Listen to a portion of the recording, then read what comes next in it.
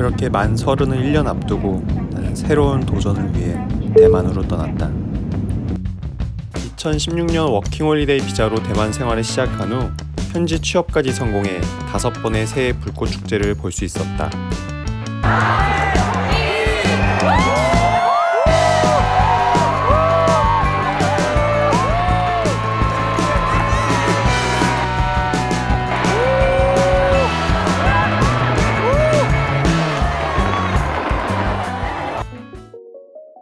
안녕하세요. 저는 5년간의 대만 생활을 마치고 올해 10월에 귀국한 김주현이라고 합니다. 어학 연수 목적으로 2016년 워킹홀리데이 비자로 대만 거주를 시작했고 그 후 한국인은 저 혼자밖에 없었던 대만 현지 회사에서 4년간 근무를 했습니다. 대만 회사 면접을 포함해서 대만 생활하면서 가장 많이 받았던 질문이 있는데요. 바로 대만을 오기 전 저는 만 30을 코앞에 두고 있는 5년차 직장인이었습니다. 아마도 많은 사람이 저 나이대쯤에 비슷한 걱정거리와 고민을 하고 있지 않을까 생각하는데요. 저도 그 문제들로부터 피해갈 수 없는 한 명이었죠. 회사를 다니며 나의 30대를 위한 발전의 필요성을 절실하게 느끼고 있었고 중화권 나라에 여행을 다니면서 중국어에 대한 궁금증과 갈증을 점점 느끼고 있었습니다. 그중 1년 동안 3번이나 다녔을 정도로 대만이란 나라에 큰 매력을 느꼈고 여행이 아닌 생활을 해보고 싶다는 생각까지 하게 됐습니다. 이 3가지 목표를 이루기 위해 대만행을 결정했는데 대만에는 우선 실력 있는 언어 교육기관들이 다양하게 있었고 교통이 편리하며 치안이 좋은 점도 대만 선택에 영향을 줬던 요인들입니다. 그렇게 적지 않은 나이에 퇴사까지 하고 나의 30대를 위한 발전이라는 목표 하나로 대만에 왔었지만 1년이라는 시간이 지나갈 때쯤 1년은 새로운 언어를 내가 원하는 만큼 배우기에는 턱없이 부족한 시간이라는 걸 느꼈습니다. 이때 확실한 성장을 위해서 1년 이상의 장기 거주를 고민했는데 당시 제 예산은 1년의 생활만 가능했기 때문에 취업이 반드시 필요했습니다. 대만 취업에 필요한 자격 조건과 문서 등은 한국에서부터 염두에 두고 모두 갖춰놨기 때문에 저는 바로 대만 취업 시장에 뛰어들게 됩니다. 대만에서 취업을 위해서는 공작증을 발급받아야 하는데 이 신청 조건에 대졸자의 경우 2년 이상의 경력이 반드시 필요합니다. 실제로 주변에서 면접까지 통과했다가 회사와 지원자 모두 이 사실을 나중에 알게 돼서 고용 취소가 됐던 안타까운 경우도 봤었기 때문에 대만 취업을 고려하고 계시다면 이 조건만큼은 꼭 기억해 주셨으면 합니다.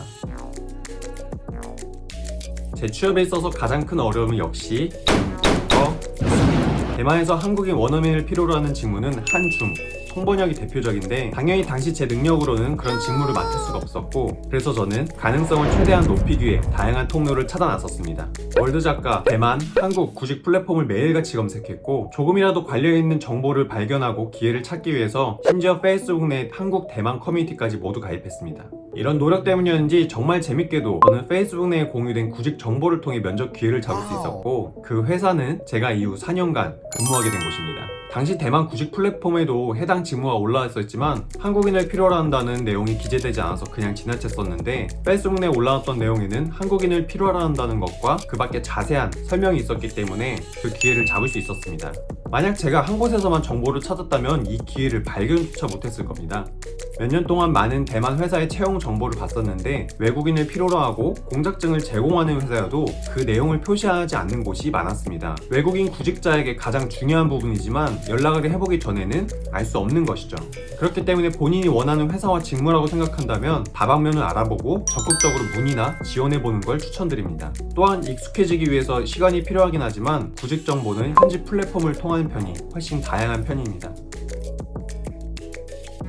제가 느끼기에 대만 취업 시의 나이나 어학 자격증 유무 등은 크게 중요하지 않았습니다. 대만은 임금 인상을 위한 이직이 활발한 편이고 그 때문인지 취업 시 면접이 매우 큰 비중을 차지한다고 느꼈습니다. 저 같은 경우 3시간이 넘는 시간 동안 면접이 진행됐고 그중 모든 면접관들로부터 대만에 오게 된 계기와 대만 생활의 적응 여부 그리고 이해도와 같은 부분까지 질문 받은 게 특이하다고 느꼈는데요. 실제로 회사 생활을 하고 나서도 이런 질문을 굉장히 자주 받을 수 있었습니다.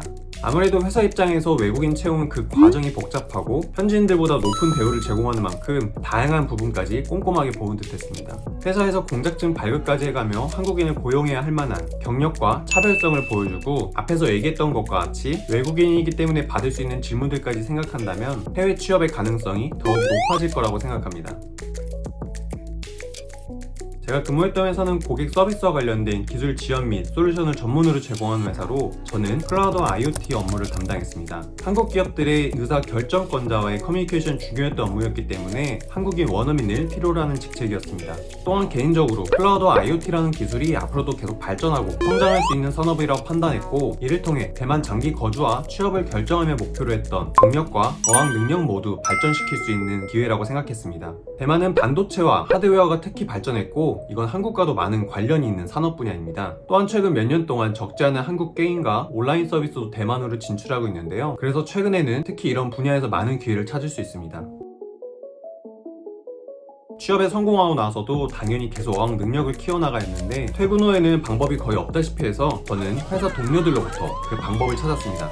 동료들과 대화하면서 현지인들이 자주 쓰는 표현이나 모르는 단어들을 정말 닥치는 대로 기록해놓고 틈틈이 공부했는데, 이게 특히 업무 용어를 익히는데 매우 큰 도움이 됐습니다.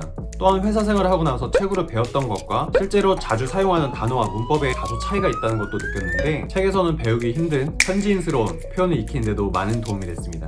이렇게 대만 회사에 적응하고 2년차쯤 되었을 때 새로운 도전을 했었는데, 한국어를 전혀 쓰지 않는 부서로 지원했던 일입니다. 이전 부서보다 8배 많은 인원과 100% 중국어로만 업무가 진행됐었는데, 회사 내에서도 꽤 큰 비중을 차지하고 있는 부서였습니다. 처음 부서에서의 업무가 비교적 독립적인 방식이었다면, 두 번째 부서는 인원이 많았던 만큼 동료들과 굉장히 유기적인 업무 분배와 많은 커뮤니케이션을 필요로 했는데, 이런 업무 방식뿐 아니라 한국 회사와는 다른 대만 회사만의 분위기와 문화를 확실히 경험할 수 있는 시간이었습니다.